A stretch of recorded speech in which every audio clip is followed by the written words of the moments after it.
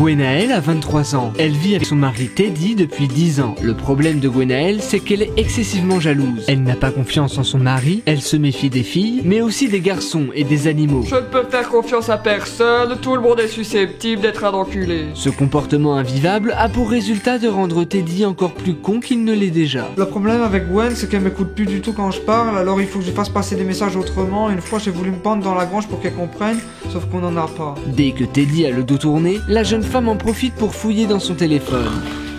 Et lorsque Teddy décide de quitter la maison quelques secondes, Gwenaëlle sort de ses gonds. Pas vrai qu'il ne veut pas me répondre, celui-ci. Il va me faire péter un câble, je vais tout déchirer dans la maison. Je suis à 2 doigts de devenir une menace. Et quand moi je deviens une tempête, alors là, il faut pas rester dans le quartier. Je vais arrêter de me piler la chatte, il va rien comprendre. Teddy finit par rentrer. C'est pas vrai, t'étais où? Je t'envoie des messages sur ton GSM, mais tu ne me réponds pas. C'est normal, j'étais sur le terrasse en train de boire le café, je n'ai pas mon GSM, j'ai pas vu tes messages. Tu étais en train de te branler devant des filles porno. Je ne peux pas me branler sur les filles porno, sachant que j'ai pas mon GSM, comment je Tu fais? ne me parles pas sur ce ton, tu sais très bien ce que je vais faire, je vais aller tuer le chien de ta mère. Bien sûr, le chien de ma mère, tu l'as déjà tué, je te rappelle. Oui, bah tu ne me connais pas, je suis capable d'aller le déterrer pour le retuer. Moi, personnellement, quand je suis en crise, je rentre vite fait en transe et ça peut m'arriver d'aller jusqu'à tuer. Ce soir, c'est archi pas mentir. Je suis à bout, je suis complètement désarmé, y a aucun message qui passe, elle ne m'écoute pas à elle.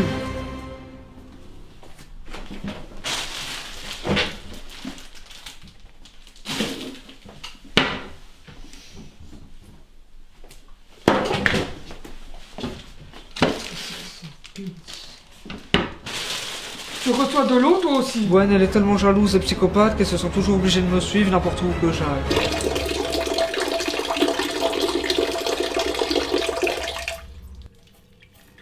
Cette jalousie dévorante a poussé la jeune femme à retirer presque toutes les poignées de porte de la maison pour que son mari ne puisse pas s'enfermer. Teddy, c'est pas vrai qu'il a fermé la porte à la clé.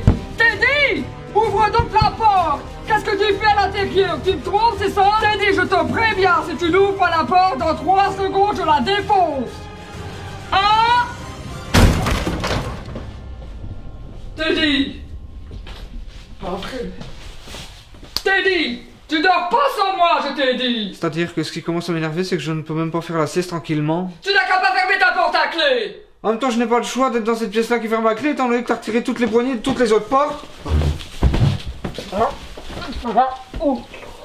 Tu vas voir que je vais t'en mettre. Pour se ressourcer, Gwenaëlle et Teddy décident de se promener en centre-ville. Mais lorsqu'ils sont dehors, c'est encore pire qu'à la maison. T'as regardé le cul de la dame. Hein? N'importe quoi. Je t'ai vu que t'as regardé ton cul, de grosse salope. J'ai même pas vu qu'il y avait une dame. T'as regardé son cul ou alors c'est elle qui a regardé? Mais Je vais lui demander, tu vas voir. Mais qu'est-ce que tu vas faire? Je ne l'ai pas regardé. Gwen a dit tout le temps que je regarde les gens dans la rue alors que c'est faux. Une fois pour lui prouver, j'ai essayé de me crever les yeux pour qu'elle me croie, sauf que j'ai pas eu le courage parce que ça avait l'air de faire mal. Excusez-moi madame, excusez-moi de vous déranger, grosse salope. Vous avez regardé le cul de mon mari? Ah non, il y a méprise, non, Je crois plutôt que c'est vrai, vous avez regardé le cul de mon mari. Je vous promets que non. Je vous préviens, je vais vous frapper au visage.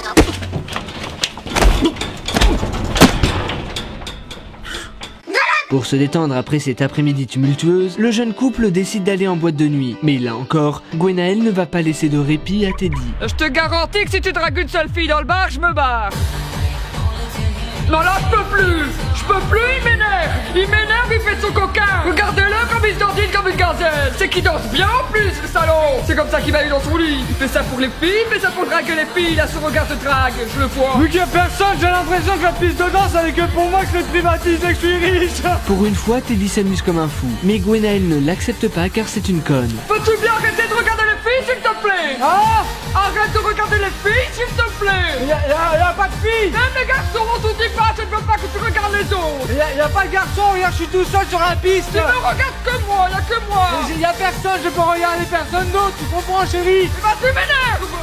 Connard. Totalement désemparée, la jeune femme tente de trouver une solution pour détourner l'attention de Teddy des autres femmes. Là, il m'a trop agacé, je vais être obligé de faire ma technique ultime. Je vais lui faire croire que j'ai perdu mon collier. Et comme il sait que c'est lui qui l'a payé très cher, il va essayer de le retrouver. Comme ça va attirer l'attention ailleurs que sur les putes qui sont autour de lui. Sans hésiter une seconde, Gwenaëlle met son plan à exécution. Encore? Bah, à chaque fois qu'on sort de quelque part, tu le perds ton collier. Bah c'est quand même pas de ma faute, c'est pas Bah, quand si, même c'est pas de normal, il va falloir que tu fasses quelque chose et que tu l'attaches, je sais pas. Mais la dernière fois que tu l'as perdu, il était où?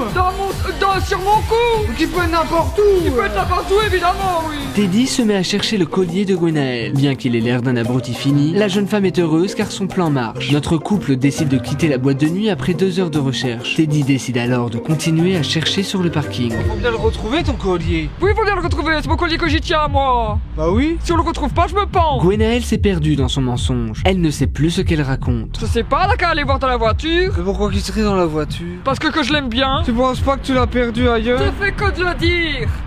Quand je l'ai perdu donc ailleurs, quand j'ai dit que j'ai sûrement perdu sur la route en chemin revenant. C'est moi qui vais conduire parce que t'as bu.